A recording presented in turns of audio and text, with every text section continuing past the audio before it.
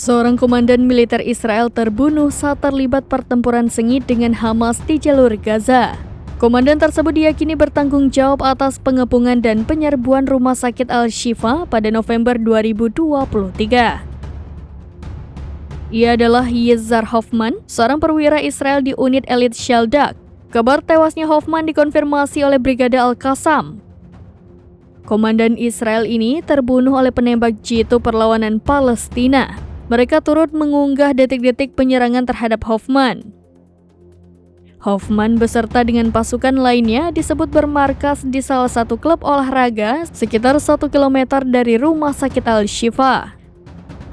Brigade Al-Qassam berhasil melacak keberadaannya lalu menentukan waktu untuk menyerang. Sayap militer Hamas tersebut menembaki posisi Hoffman dengan menembus helm dan rompi IOF. Menurut Hamas, Hoffman diyakini sebagai komandan militer Israel yang bertanggung jawab atas pengepungan dan penyerbuan rumah sakit Al-Shifa pada November 2023.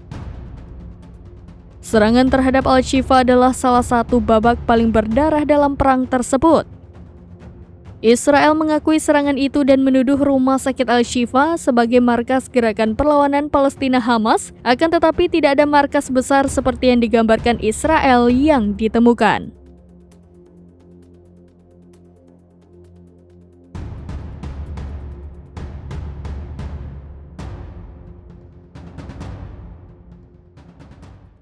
Download Tribun X sekarang, menghadirkan lokal menjadi Indonesia.